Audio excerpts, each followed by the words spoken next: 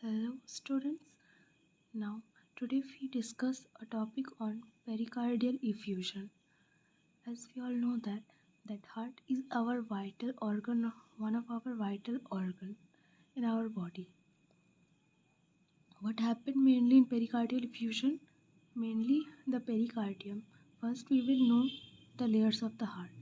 There are three layers of the heart, that is endocardium, a thin lining, and myocardium, that is middle layer of the heart, and next is epicardium, three layers of the heart, and a pericardium, which is a sac like structure which holds the heart in its position, and this will contain a small amount of fluid that will prevent from frictions to another to the surrounding tissues.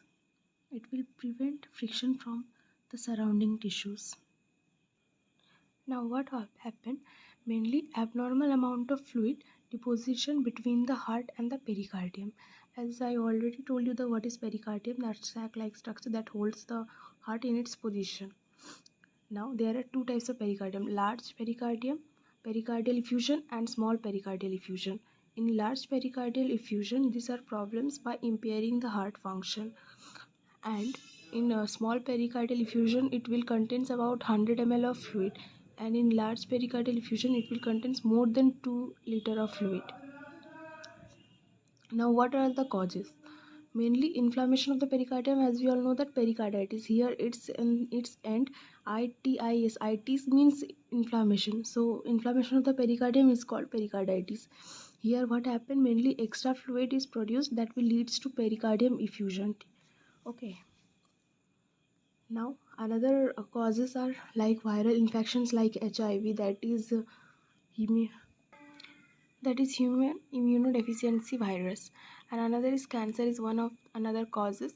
Next is pericardium injury, heart injury mainly caused by any trauma or any injury, and also with if medical procedure is happened. Next is heart attack, uremia, that is severe kidney failure, autoimmune disease like rheumatoid arthritis, and another is bacterial infections like tuberculosis. Now, what are the signs and symptoms? Like first is chest pain. This type of what are the characteristics of chest pain? Are sharp, severe retrosternal pain. Next is SOB, means shortness of breath, and nausea, fever, vomiting, diarrhea, and also fatigue and muscle spasm.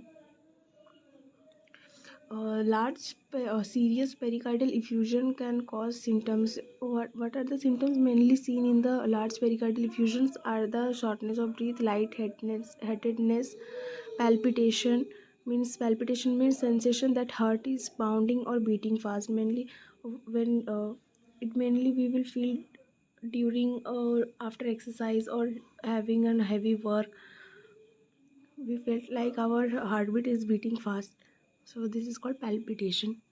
Now what are the diagnoses? Occasionally first we will take the history of the patient, like what are the symptoms or what are the signs that are felt by the patient, and physical examination can also be done, like for chest auscultation. Now next is occasionally abnormal sounds, mainly I already told in chest auscultations. Next is x-ray and echo, that is ultrasound of the heart. Another tests are like imaging tests like MRI or CT scan, which can provide a detailed image of the heart.